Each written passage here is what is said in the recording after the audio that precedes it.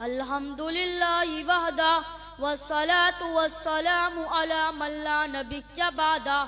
اما بعد فاعوذ باللہ من الشیطان الرجیم بسم اللہ الرحمن الرحیم اذ اخرجہ الذین کفروا ثانی اثنین اذ ہما فی الغار اذ یقول لصاحبہ لا تحزن ان اللہ معنا وقال النبي صلى الله عليه وسلم أنت صاحبي في الغار وصاحبي في الجنة او كما قال عليه الصلاة والسلام. وہ اپنی گود میں لیتا ہے دولت کونین، وہ اپنی گود میں لیتا ہے دولت کونین اور اپنا سویا مقدر جگانے لگتا ہے. صحابیت کی بھی معراج ہونے لگتی ہے، چوغار سور میں صدیق آنے لگتا ہے. اصحاب فکر و عظیمت، اساتذہ اکرام، چاند تاروں کی مانند چمکنے والے طلبہ اکرام اور مسجد انصاف پر جلوہ افروز علماء اکرام اور سالانہ تقریری مسابقہ خطابت میں آنے والے معزز مہمانان گرامی،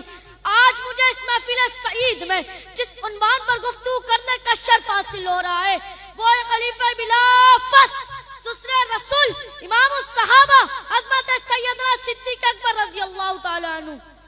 حاضرین سامعین، جوتوں گلشن رسالت میں آنے والا ہر ایک صحابی انوکھا اور نرالا ہے، ہر ایک پھول کی خوشبو الگ الگ ہے، ہر ایک صحابی جنتی ہے، ہر ایک جانسار سے اللہ راضی ہے، ہر ایک وفادار کے لیے اجر عظیم ہے. لیکن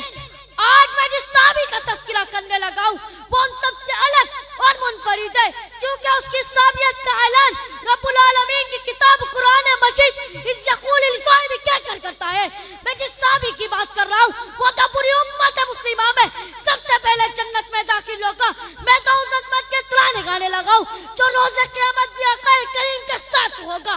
میں تو اس عظمت کے مینار گفتگو کر رہا ہوں جس کے احسان کا بدلہ تاجدار ختم نبوت بھی نہ اتار سکے. کون صدیق جو اسلام لانے میں سب سے اول تھا؟ کون صدیق جو سب سے پہلے پیارے آقا کریم پر قربان ہوا؟ اس محسن اسلام کے لیے میں یوں ہی کہوں گا جس نے سب سے پہلے کلمہ پڑھا ابو بکر، جو سب سے پہلے صحابی کہلایا ابو بکر، جو سب سے پہلے مومن کہلایا ابو بکر، جس نے کعبے میں سب سے پہلے خطبہ دیا ابو بکر، جس نے 40,000 دینار آقا کے قدموں میں رکھے ابو بکر، جس نے بلال کو آزاد کروایا، جس نے غلام کو آزاد کروایا ابو بکر، جس نے عامر بن مغیرہ کو آزاد کروایا ابو بکر، آقا چل کے جس نے دروازے پر گئے ابو بکر، جس نے آقا کو اپنے کندھے پہ لیا ابو بکر، جو غار میں سب سے پہلے داخل ہوا ابو بکر، جس نے اپنی چادر کو پاڑا سراغوں کو بند کیا ابو بکر، جس نے اپنی گود کو بستر بنایا، جس کی گود پر آقا سوئے ابو بکر، جس نے سانپ کا نسنا برداشت کیا آقا کو نہیں جگایا ابو بکر، جس نے منکرین زکات کا خاتمہ کیا ابو بکر، جس کی آنکھ کے قطرے نبوت کے چہرے پر گرے ابو بکر،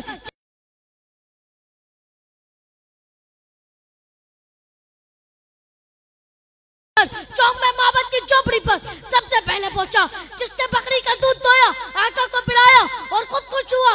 ابو بکر، جو قبا کے مقام پر سب سے پہلے پہنچا، قبا کے مقام پر پہنچ کر اپنی چادر کو پیارے آقا کریم پر تان لیا، جس نے لوگوں کی غلط فہمی کو دور کیا. خادم کون ہے؟ مخدوم کون ہے؟ ابو بکر. ابو بکر جس نے مسجد نبوی کی پہلی اینٹ رکھی ابو بکر، جس نے ریاض الجنہ کا ٹکڑا خرید کر دیا ابو بکر، قرآن نجد ثانیہ سعید کا ابو بکر، جو اذ یقول لصاحبہ کا مصداق بنے ابو بکر، قرآن نجد والذی جاء بالصدق وصدق بہ کا ابو بکر، قرآن نجد اولئک هم الصادقون کا ابو بکر، جس نے صلح حدیبیہ کا مشورہ دیا ابو بکر، جو بدر کے مقام پر آقا کے ساتھ رہا، بدر کے مقام پر آقا کو سجدے کی حالت میں گلے لگایا ابو بکر، جس نے عثمان کو روانہ کروایا ابو بکر، جس نے آقا کی زندگی پر مصلی پر نمازیں پڑھائی ابو بکر.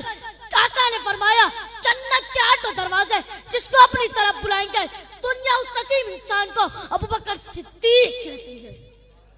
حاضرین مجلس، اس قدر عظیم صحابی رسول کو اگر تلے بازار کافل لکھ دیا جائے تو ترے مصطفیٰ کو کلی کا اللہ پر اٹھ کر مرتد لکھ رہا ہے. جانشین مصطفیٰ کو دن دہاڑے تنقید کا نشانہ بنایا جا رہا ہے. ہم خاموش رہے تو ہم سے بڑا کوئی بغیر بے وفا بے ایمان نہیں. 22 جمادی الثانی سیدنا ابو بکر صدیق کی وفات کے دن ہم عزم کریں گے کہ ہم مدح صدیق اکبر کریں گے اور دشمنان صدیق اکبر سے ہم ممکن حد تک ٹکرائیں گے. آخر میں چاہتے چاہتے اتنا ہی کہوں گا, جس کو صدیق خود خدا نے کہا, یوں ہی صدیق مصطفیٰ نے کہا, اور صدیق مرتضیٰ نے کہا, یوں ہی صدیق سب اولیاء نے کہا. میں بھی کہتا ہوں کہ صدیق صدیق ہے, جو صدیق کو صدیق مانے وہ زندیق زندیق ہے. وما علینا الا البلاغ المبین.